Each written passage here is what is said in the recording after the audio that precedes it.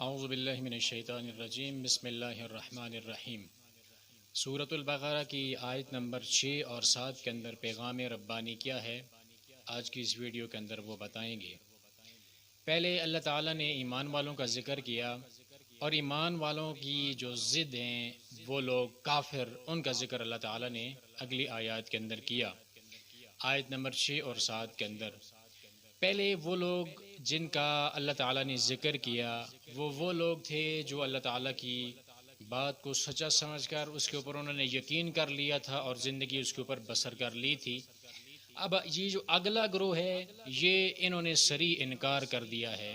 اللہ رب العالمین کی کوئی بھی بات انہوں نے مانی نہیں ہے۔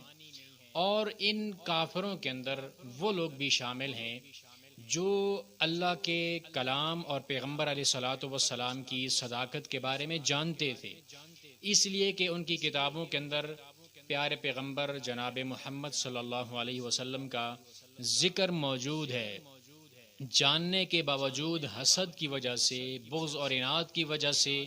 انہوں نے اس آخری رسول اور اس کے اوپر اترنے والے پیغام کو مانا نہیں، حسد کی وجہ سے انکار کر دیا۔ اور دوسرے وہ لوگ ہیں جو پیارے پیغمبر علیہ الصلوۃ والسلام کے کردار کے اوپر کوئی شک نہیں کرتے تھے، وہ جانتے تھے کہ یہ صادق ہیں، امین ہیں، لیکن وہ ساری کائنات کے جو انہوں نے اپنے معبود، باطلہ معبود بنا رکھے تھے، ان کو چھوڑ کر ایک اللہ کے سامنے جھکنے کے لیے تیار نہیں تھے، اپنے باپ دادا کی رسمیں چھوڑنے کے لیے تیار نہیں تھے۔ اس لیے اپنی جہالت کی وجہ سے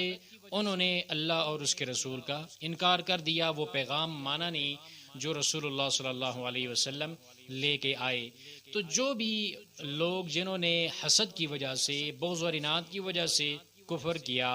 یا جہالت کی وجہ سے کفر کیا، ایسے لوگوں کے بارے میں رب تعالیٰ نے فرمایا کہ اے میرے محبوب پیغمبر، برابر ہے آپ ان کو ڈرائیں یا نہ ڈرائیں، وہ ایمان لانے والے نہیں ہیں، اس لیے ان کو ڈرانا اور نہ ڈرانا، ایمان کی بات ان کے سامنے کرنا یا نہ کرنا، دونوں باتیں برابر ہیں۔ وہ اس لیے کہ ان لوگوں نے پہلے سے ٹھان رکھا ہے کہ ہم نے ماننا نہیں ہے۔ جس انسان نے یہ پہلے سے ٹھان رکھا ہو کہ میں نے کوئی بات ماننی نہیں، میں نے کوئی بات تسلیم ہی نہیں کرنی، تو پھر وہ کیسے ایمان لائے گا، اللہ اور اس کے رسول کی بات کے اوپر یقین کیسے کرے گا اور اس کے اوپر عمل کیسے کرے گا، زندگی اس کے مطابق کیسے بسر کرے گا، یہ ہو ہی نہیں سکتا۔ اس لیے آپ چاہے ان کے سامنے جہنم کے ذکر کریں، قبر کے عذابوں کا ذکر کریں، یا دنیا کے اندر جو پکڑ اللہ تعالیٰ کی طرف سے آتی ہے آپ اس کا ذکر کریں، وہ ایمان نہیں لانے والے، وہ کبھی بھی ان باتوں کو سچ نہیں سمجھتے۔ قبر کے حوالے سے بات کریں گے تو اس کا مذاق اڑائیں گے، آخرت کی بات کی جائے گی تو آخرت کا مذاق اڑائیں گے کہ ہڈیاں جب بوسیدہ ہو جائیں گی تو ہمیں کیسے زندہ اٹھا لیا جائے گا۔ جو بھی بات ان کے سامنے کی جائے گی وہ سرے سے اس کا بالکل انکار کر دیں گے، ماننے کے لیے تیار نہیں ہوں گے۔ ابھی ایسا کیوں ہے؟ وہ جب کائنات کے اندر اللہ تعالیٰ کی قدرت کی نشانیوں کو دیکھتے بھی ہیں، پھر بھی کیا وجہ ہے کہ وہ لوگ ایمان نہیں لاتے؟ ایک حسد کی وجہ سے، دوسرے جہالت کی وجہ سے کیوں کفر کر رہے ہیں، کیوں انکار کر رہے ہیں اللہ اور اس کے رسول کی باتوں کا؟ تو رب العالمین نے آیت نمبر 7 کے اندر اس کی وجہ بتائی ہے، وہ یہ ہے کہ اللہ نے ان کے دلوں کے اوپر مور لگا دی ہے۔ اب آپ جانتے ہیں کہ جو بھی چٹھی آپ بھیجتے ہیں جس کے اوپر مور لگ گئی ہے، اسٹیمپ لگ چکی ہے، اس کے اندر نہ تو کوئی چیز داخل کی جا سکتی ہے اور نہ ہی اس سے کچھ نکالی جا سکتی ہے۔ اگر کوئی لفافے کو پھاڑ کے اس کے اندر سے کوئی چیز نکالے گا یا ڈالنے کی کوشش کرے گا تو پتہ چل جائے گا کہ اس نے غداری کی ہے۔ تو مور لگانے کا مطلب یہ ہے کہ ایسے لوگ، ان کے دلوں کے اندر ایمان کی بات جاتی ہی نہیں ہے، وہ اپنے دل کے اندر ایمان کی بات کو جگہ ہی نہیں دیتے، اللہ اور اس کے رسول کے اوپر ایمان لانے کو وہ اپنے دل کے اندر جگہ نہیں دیتے۔ اور جو کائنات کے اندر اللہ تعالیٰ کی قدرت کی نشانیاں ہیں ان کو سوچ کر، غور و فکر کر کے، جو آیات قرآن کی ہیں ان کے اوپر غور و فکر کر کے اپنے دل کے اندر جگہ نہیں دیتے۔ اور ان کے جو کان ہیں ان کے اوپر بھی اللہ تعالیٰ نے مور لگا رکھی ہے کہ وہ سنتے ہیں، ایسا نہیں ہے کہ وہ بہرے ہیں، وہ کلام سنتے ہیں اور اس کلام کو سن کر یہ کہتے ہیں کہ یہ کسی جادوگر کا کلام ہے۔ جادوگر اس لیے کہتے تھے کہ یہ کلام کھینچتا تھا اپنی طرف، سننے کے باوجود وہ اپنے کانوں سے اس قرآن پاک کی آیات کو سننے کے باوجود اس کو دل کے اندر انہوں نے جگہ نہیں دی، ایک کان سے سنا دوسرے کان سے نکال دیا، تو جو سن کر انسنی کر دے، دل کے اندر جگہ نہ دے، تو یہ سمجھو کہ وہ اس کا دل ہے ہی نہیں، یا اس کے کان ہے ہی نہیں، وہ بہرا ہے۔ ایسا انسان جس کا جو کلام پاک کو سنے اور سن کر اپنے دل کے اندر جگہ نہ دے، تو وہ سمجھیے کہ وہ انسان بہرا ہے، اور وہ انسان پتھر دل کا ہے، اس کے دل کے اندر گوشت کا لوتھڑا نہیں، بلکہ ایک پتھر ہے، ایک چٹان اس کے دل کے اندر، اس کے جو سینے کے اندر چھپی بیٹھی ہے۔ اور یہ وجہ ہے کہ انہوں نے اللہ اور اس کے رسول کی بات کو مانا نہیں، تسلیم نہیں کیا، اس کے مطابق اپنی زندگی کو انہوں نے بسر نہیں کیا، اور پھر ان کی جو آنکھیں ہیں ان کے آنکھوں کے آگے پردہ ہے، اس وجہ سے بھی انہوں نے اسلام کو اور اسلام کے پیغام کو مانا نہیں، تسلیم نہیں کیا۔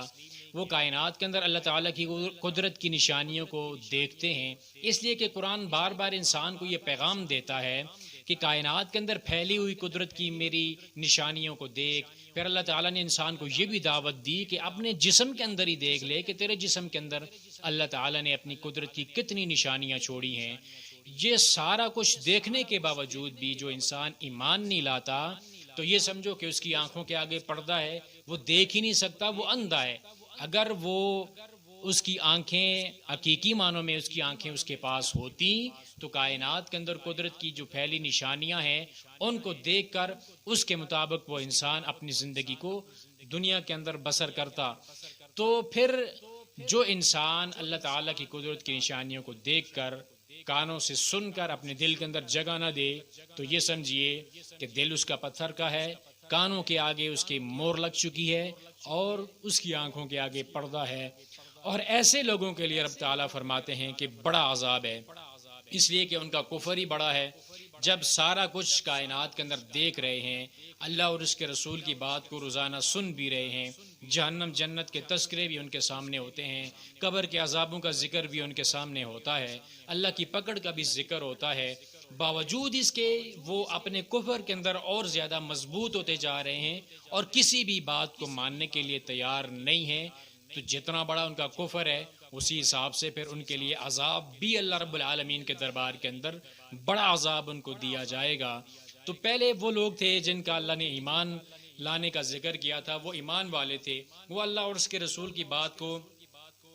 سن کر اس کے اوپر یقین کر لیتے ہیں، ایک دم اپنی زندگی اس کے اوپر لگانے کی کوشش کرنے لگ جاتے ہیں۔ اور یہ وہ گروہ ہے جو اللہ اور اس کے رسول کی بات کو سرے سے مانتا نہیں ہے۔ ادھر ان کے لیے اللہ تعالیٰ نے فلاح اور کامیابی کا ذکر کیا ہے، اور ان کے لیے اللہ تعالیٰ نے کہا ہے کہ ان کے لیے بڑا عذاب ہے، اس لیے کہ وہ مانتے ہیں، یہ نہیں مانتے، وہ عاجزی کرتے ہیں اور یہ غرور کرتے ہیں، وہ اللہ اور اس کے رسول کی بات کو سچا سمجھتے ہیں، یہ اللہ اور اس کے رسول کی باتوں کا مذاق اڑاتے ہیں، وہ اللہ اور اس کے رسول کی بات کے اوپر عمل کرنے کی کوشش کرتے ہیں، یہ اللہ اور اس کے رسول کی بغاوت کرتے ہیں، اس لیے ان کے لیے کامیابیاں ہیں، ان کے لیے عذاب ہے۔ تو یہ وہ دوسرا گروہ ہے جو ایمان کے بالکل مد مقابل کھڑا ہوتا ہے، ایمان کے مقابلے میں کفر، اور ان دونوں کو ہی اکثر جو ہے وہ لڑائی بھی ان دونوں کے درمیان ہوتی رہتی ہے، اور ان کی جو لڑائی ہے وہ بالکل واضح ہوتی ہے، کیونکہ ایمان ہے وہ اپنی براہین کے ساتھ، اپنے دلائل کے ساتھ سامنے آتا ہے، اور یہ کفر ہے اپنی جہالت اور اپنے غرور کے ساتھ سامنے آتا ہے۔ تو یہ اس لیے ان کے لیے کامیابیاں ہیں اور ان کے لیے ناکامی ہے، عذاب ہے۔